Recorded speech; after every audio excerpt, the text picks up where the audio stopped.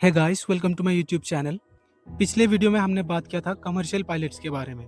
आज के इस वीडियो में हम उन सारे डिफरेंट एंट्रीज के बारे में डिस्कस करेंगे जिसके थ्रू आप इंडियन एयरफोर्स में पायलट बन सकते हो। सबसे पहले हम शुरू करते हैं नेशनल डिफेंस एकेडमी यानी एनडीए एंट्री से। इस एंट्री के लिए आप आफ्टर 12th अप्लाई कर सकते हो। पायलट बनने के लिए आप नेशनल डिफेंस एकेडमी के एयरफोर्स विंग में फ्लाइंग ब्रांच के लिए ऑप्ट कर सकते हो।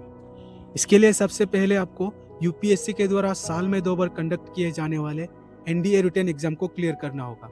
इस एग्जाम को साल में 2 बार अप्रैल और सितंबर में कंडक्ट किया जाता है। इस रिटन एग्जाम को क्लियर करने के बाद आपको एसएसबी इंटरव्यू के लिए किसी भी एएफएसबी में बुलाया जाता है और फ्लाइंग ब्रांच ऑफ करने के लिए आपको सीपीएसएस टेस्ट भी क्लियर करना होता है। उसके बाद एक मेडिकल एग्जामिनेशन कंडक्ट किया जाता है। अगर आप फाइनल मेरिट में आते हो तो आपको 3 साल एनडीए में और 1 साल एयरफोर्स एकेडमी में ट्रेनिंग कंप्लीट करना होता है। इस एंट्री की एलिजिबिलिटी की बात करें तो इसके लिए सिर्फ अनमेरिड कैंडिडेट से अप्लाई कर सकते हैं। आपकी एज 16.5 से 19.5 के बीच में होना चाहिए। एजुकेशनल क्वालिफिकेशन की बात करें तो आपके पास 10+2 पासिंग सर्टिफिकेट होना चाहिए in any stream with maths and physics as a compulsory subject. और इस एंट्री के थ्रू आपको एयरफोर्स में परमानेंट सर्विस दिया जाता है।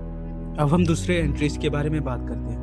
आगे हम जो भी एंट्रीज की बात करेंगे वो ग्रेजुएट्स या इंजीनियर्स के लिए है। तो सबसे पहले देखते हैं सीडीएससी यानी कि कंबाइंड डिफेंस सर्विसेज एग्जामिनेशन। इस एग्जाम को भी यूपीएससी के द्वारा साल में 2 बार in the month of April और सितंबर में कंडक्ट किया जाता है। इस एग्जाम के थ्रू भी आपको इंडियन एयरफोर्स के फ्लाइंग ब्रांच में परमानेंट सर्विस दिया जाता है। बिल्कुल एनडीए एंट्री की तरह ही यहाँ भी आपको रिटन टेस्ट और एसएसबी क्लियर करने के बाद सीपीएसएस टेस्ट भी क्लियर करना होता है और मेडिकल एग्जामिनेशन के बाद मेरिट में आए सभी कैडेट्स की ट्रेनिंग एयरफोर्स एकेडमी में करवाई जाती है। एलिजिबिलिटी की बात करें तो सिर्फ अनमेरिड मेल कैंडिडेट्स ही इसके लिए अप्लाई कर सकते हैं। एजुकेशन क्वालिफिकेशन की बात करें तो 3 year graduation course in any discipline from any recognised university with physics and math in 10+2 or cadets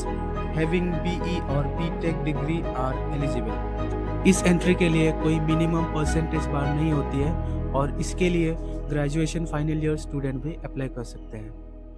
अब हम बात करते हैं एयरफोर्स कॉमन एडमिशन टेस्ट यानी एफकेट एंट्री के बारे में। इस एंट्री के थ्रू आप इंडियन एयरफोर्स के फ्लाइंग ब्रांच में as a short service pilot join कर सकते हो। इसके लिए आपकी एज 20 से 24 के बीच में होना चाहिए। सीडीएस एंट्री की तरह ही यहाँ भी आपकी एज 20 से 24 साल के बीच में होना चाहिए।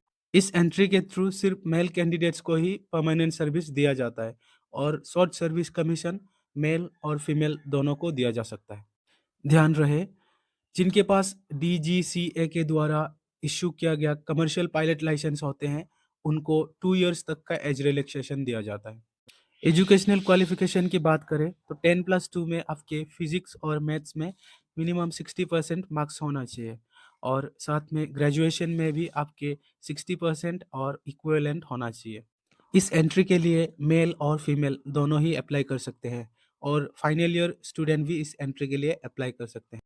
अब हम बात करते हैं एनसीसी स्पेशल एंट्री के बारे में। इस एंट्री के थ्रू भी आप इंडियन एयरफोर्स के फ्लाइंग ब्रांच में पायलट के लिए ऑप्ट कर सकते हो। As an air wing senior division C certificate holder of NCC आप अप्लाई कर सकते हो एयरफोर्स के फ्लाइंग ब्रांच के लिए। इस एंट्री के लिए मेल और फीमेल दोनों एलिजिबल होते हैं। इस एंट्री के थ्रू सिर्फ मेल कैंडिडेट्स को ही परमानेंट सर्विस दिया जाता है और शॉर्ट सर्विस कमीशन मेल और फीमेल दोनों को दिया जाता है। दूसरी एंट्रीज की तरह ही इसकी भी एज लिमिट 20 से 24 इयर्स है और जिनके पास डीजीसीए के द्वारा इशू किया गया कमर्शियल पायलट लाइसेंस होते हैं उनको 2 इयर्स तक का एज रिलैक्सेशन दिया जाता है। एजुकेशनल क्वालिफिकेशन की बात करें तो minimum 60% marks in physics and math in 10+2 and 60% marks और इक्विवेलेंट इन ग्रेजुएशन। इस एंट्री के थ्रू आपको किसी भी रिटन एग्जाम नहीं देना होता है, आपको डायरेक्टली एसएसबी इंटरव्यू के लिए बुलाया जाता है। तो गाइस, ये थी मेरी तरफ से एक छोटी सी वीडियो आप सबके लिए। अगर वीडियो पसंद आया हो तो वीडियो को लाइक, शेयर और चैनल को सब्सक्राइब कर देना।